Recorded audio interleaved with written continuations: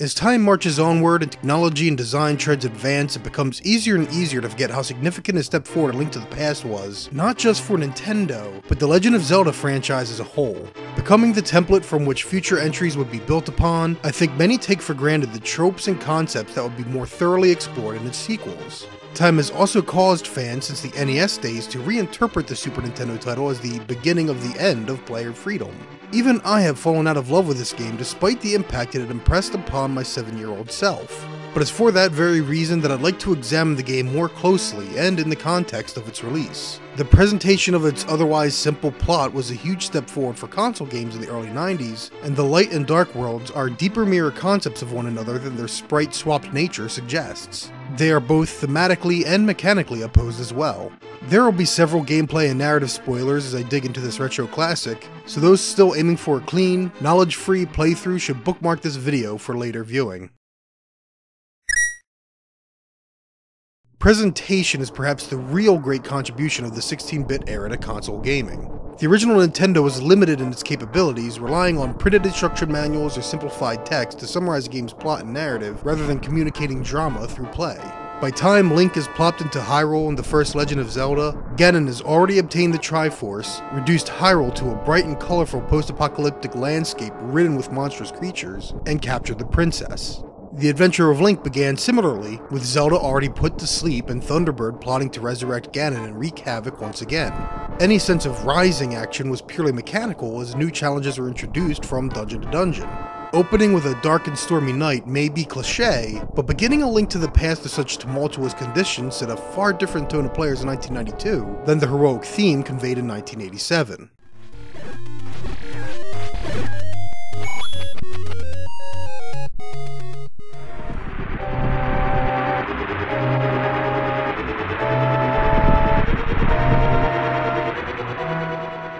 Awoken by a telepathic plea for help from Princess Zelda, Link is suspiciously instructed by his uncle to stay inside. "I'm just going out for a while," he says, marching into a storm conspicuously armed with a sword and shield. Clearly this isn't just another night, nor is it just another thunderstorm. Unlike your standard Nintendo game of the time, no great cataclysm has yet happened. It is instead currently happening. The player is now a more active participant in the narrative, creating a deeper emotional investment in the events that shall follow, be they high or low. In the original Legend of Zelda, the player had the same objective from start to finish: defeat Ganon. Each boss defeated leads to another piece of the Triforce, which is one step closer towards the conclusion. There is satisfaction and a steadily rising sense of completion, but that lack of change keeps the players feeling static. Any emotional lows are purely a result of failure, which are bound to result in a negative response towards the game or to the self. A Link to the Past instead begins by not only tasking the player with saving Princess Zelda, but breaking common convention at the time and allowing them to succeed. Oh man, anything can happen if you've already saved Princess Zelda. And what happens is Nintendo transforms the Master Sword from a generic +1 sword hidden with an old man at the top of a waterfall into a legendary blade, the MacGuffin of all Light World MacGuffins. The Lost Woods is even littered with imitation blades to fool those hoping for an easy and quick route towards heroism. One must prove themselves worthy by collecting 3 pendants named after key heroic attributes any wielder of the blade must possess: courage, power, and wisdom. So begins a series of steps and accomplishments spurning the player towards the tangible reward. Seek Sahasrara out, conquer the trials of the 3 palaces to obtain the pendants, and prove yourself worthy of wielding the Sword of Evil's Bane. The drawing of the sword is handled by slowly building the suspense, then casting the fog and mist shrouding the Lost Woods out, and inviting the sunlight to gleam beautifully through the trees. The formerly soft and mischievous tune of the woods is replaced by the triumphant main theme, emboldening the player as they first charge to the sanctuary to once more save the princess. But instead, they find the priest that had been sheltering Zelda slain, begging Link to rescue her. Thus begins the assault on Hyrule Castle, whose daring and bombastic tune evokes feelings of danger and bravery and heroism as the player charges steadfast to the top, just in time to fail. By this point in A Link to the Past, the player has taken part in what would have previously been left to an opening text crawl or the printed instruction manual. Once the player enters the Dark World, their objective is simplified down to the unchanging goal of the first game: obtain the pieces of MacGuffin so that you can triumph over Ganon. In fact, when all narrative context has been stripped away, this has been the goal all along. The player has been completing just one dungeon after the next in order to reach the game's conclusion and see the end credits, just as they had with that first 8-bit title. It was the presentation that elevated the mechanical simplicity into a greater emotional experience. The player was brought to increasingly higher emotional states from the success of saving Zelda, and by obtaining the Master Sword, the game doing everything it could to make these feel like major events. While the player was technically just completing another dungeon climbing the towers of Hyrule Castle, by losing the princess to the Dark World, the player now feels an emotional low. They feel Link's sense of failure, but it is cushioned by the obvious fact that this is the game's plan. There's still the knowledge things will turn out okay, so long as the player defeats Ganon in the Dark World, the cursed reflection of Hyrule. As I observed earlier, this version of Hyrule has not yet succumbed to the darkness of the original Zelda. It's still a peaceful kingdom, most of its citizens oblivious to the loss of their king and the machinations of the evil wizard Ganon. Only a few villagers of Kakariko believe the slanderous signs claiming Link to be a criminal. Otherwise, the denizens of Hyrule all lead a peaceful, conflict-free existence. Friends and citizens across the land are willing to give the player items and information for free. The ill bug catcher gives Link his net. A sleeping hobo beneath a bridge offers Link an empty bottle. The old witch provides magic powder in exchange for a mushroom. The bearded storyteller in the tavern suggests Link seeks out the Great Fairy in eastern Hyrule. Even this thief, hunkered down in the Lost Woods, informs Link that there's more to the old man outside the desert than at first seems. There's a wealth of allies willing to just give Link tools and clues out of kindness. Only 3 characters of any sort demand money out of him. The merchant in the center of Kakariko Village honestly trying to make a living, the dwarves offering to temper Link's sword for a very reasonable price, and the king of the Zoras, who wants rupees for flippers for some reason. The soldiers ensorcelled by Ganon and this mean old thief in the Lost Woods are the only human malcontents after Link. The Dark World has no such honest citizens though. It is a true post-apocalyptic version of Hyrule, a golden land transformed into a twisted mirror of itself by Ganon's dark art. The Dark World is the Hyrule of the first Zelda. In this darkened land, the first dungeon can only be accessed after being extorted by a monkey, paying roughly 110 rupees just so they can stomp on a button. The tone is immediately set. The citizens of the Dark World are far more mercenary, demanding Link pay up just for hints and information. Even the trees spit bombs out should you bounce off their snouts. The only such creature that tosses Link anything for free is this irate fish, and only so he can shoo Link away from throwing unwanted objects into his circle of stones. The abandoned and dilapidated village of outcasts is perhaps the clearest caution to what awaits Hyrule should Ganon not be stopped. Rather than a peaceful hamlet filled with innocent friends and acquaintances, these ruined buildings serve as home to nothing but specters and thieves. In such a manner, A Link to the Past manages to deliver players what at the time was a fully realized Hyrule, a sense of what the peaceful kingdom was like before Ganon corrupts it. That corrupted post-apocalypse from the original game is instead reserved for the Dark World, a twisted transformation of the Golden Land. Dead grass, skulls littering the ground, where the 8-bit kingdom was simply a series of environments occupied by monsters, the Dark World is exaggerated into a hostile, malicious realm threatening harm upon all who enter. Even when its denizens aren't out to kill you, they're still not out to help you. A rather fitting transformation, as it can be argued that the Dark World is where A Link to the Past really begins.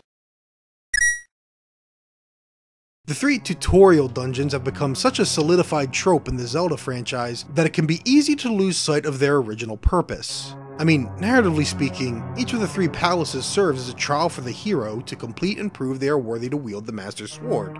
Who maintains these palaces? Were the monsters originally a part of it, or did they just move in? Did all other wannabe heroes fail before obtaining any pendants? Was there no hero courageous enough to get one pendant but then die halfway through the next palace? What do they eat? The answer to all of these, of course, is stop thinking, it's all about fun. Or, in the case of the Light World, function. The purpose of the 3 palaces is establishing expectations for first-time players. Well, actually, it begins with the prison of Hyrule Castle. This opening dungeon is either a refresher course for experienced Zelda players, or a quick lesson of what to expect for newcomers. Where trees in the original Zelda would give way to staircase upon burnination, here a simple cut of a bush may reveal a trapdoor or entrance. The player is also introduced to keys dropped by guardians of locked doors, chambers that seal all exits until the opponents are defeated, and tools and relics that can increase Link's combat capabilities. Or the usefulness of pots. Pots are very versatile. The only new mechanic taught here is that of verticality. Not only can Link reach a higher physical plane by ascending steps and stairs, he can safely pass by foes without drawing their attention. The player will no doubt enter this chamber, tempted to strike this knight from behind, only to knock him into the suspiciously infinite chasm below. In other words, this verticality comes with combat advantages. The Eastern Palace is where A Link to the Past really begins to prepare players new and old for what's to come. It is a relatively linear dungeon, preventing Link from accessing its interior depths until they've learned about sneaky hidden floor switches. Neither side passage in the lobby progresses forward, requiring the player to check under pots and discover how concealed buttons can unlock doors. The very next room halts progress once more until the player steps on this tile, linking the graphic and its outcome into the player's memory. This central chamber is the next major location the player's attention is brought to, the big old chest in the middle in particular. Just as the game narratively telegraphed the importance of the Master Sword, the Eastern Palace makes it clear to the player that key items and tools are no longer just laying about the dungeon somewhere. They are in giant chests and require the Master Key to be opened. Presentation is used to convey importance.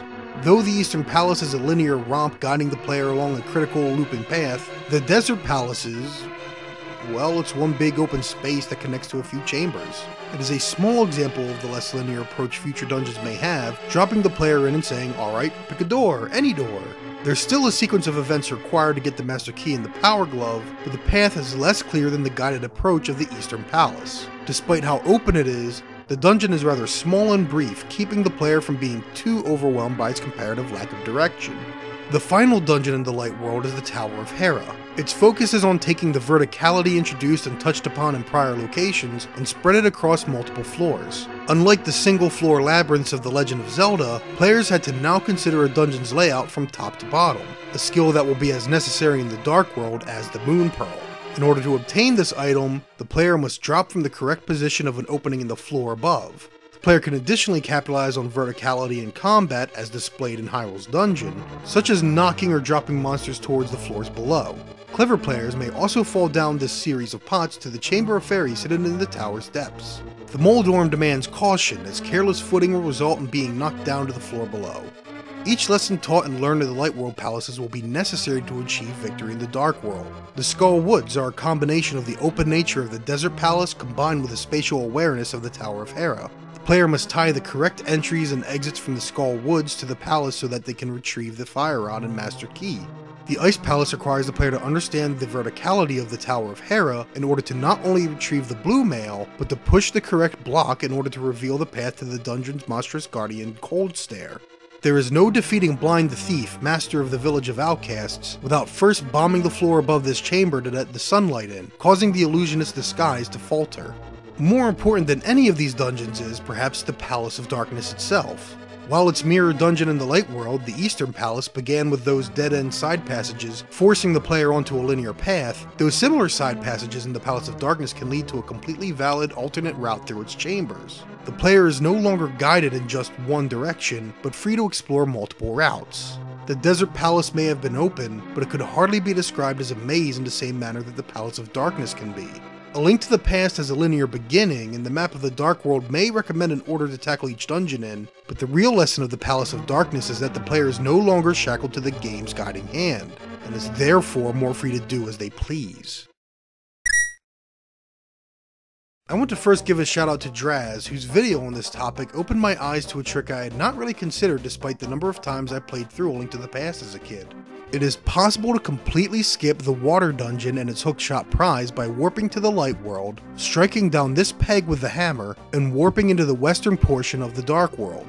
Though the different labyrinths of the original Legend of Zelda had a recommended order to them, depicted by this number in the upper left corner of the screen, the player could access a handful of the different dungeons right from the very beginning. Players could even risk such ventures as marching up Death Mountain in order to obtain that +1 sword I mentioned before. A Link to the Past has a similar degree of freedom, but only after the player has attained the hammer from the Palace of Darkness.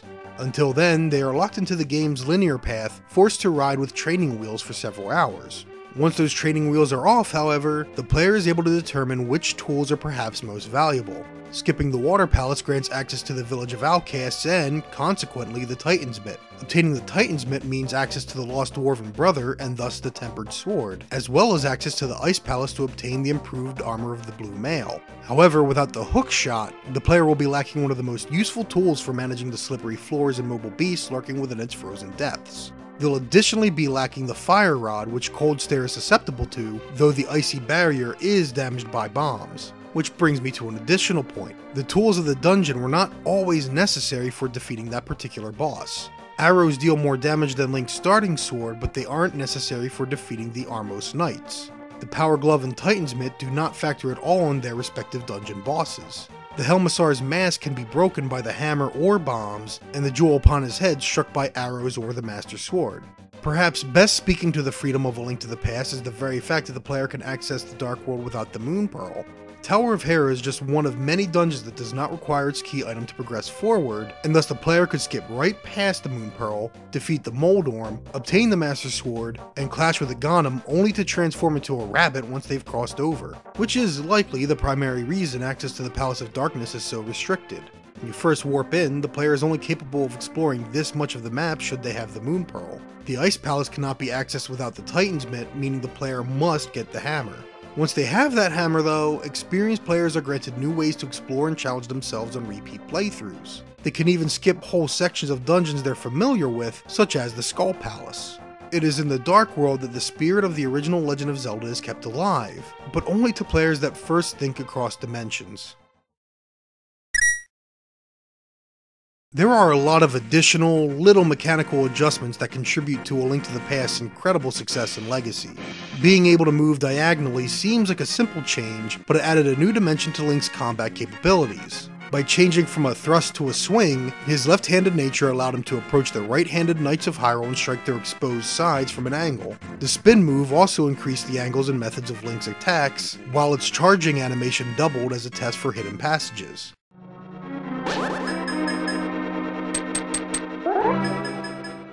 It's easy to lose sight of how significant these changes were, given that they had become permanent elements of the franchise as a whole. When you look back and consider everything that the original comparatively lacks, it's easier to see that A Link to the Past was almost an entire reinvention of the original game while still maintaining its spirit.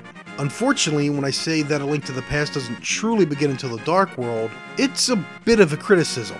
I find the Light World the toughest and most dull part of the game to replay because of its linearity, and I fear that subsequent titles would learn the wrong message from this drawn-out tutorial.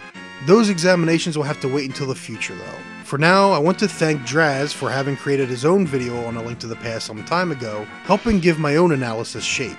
I also want to thank my friend Paul, screen name Garrian333, whose support helped me realize the video you would have been watching would have been far, far weaker. Lastly, I'd like to thank MrBTongue for allowing me the use of his "What do they eat?" gag. I hope you enjoyed this video analysis and perhaps have been encouraged to look at this old classic in a new light. As usual, please share, like, subscribe, comment, and ring the bell so I can go from a meager following to a slightly less meager following. Thank you for watching, and I'll see you in 2020.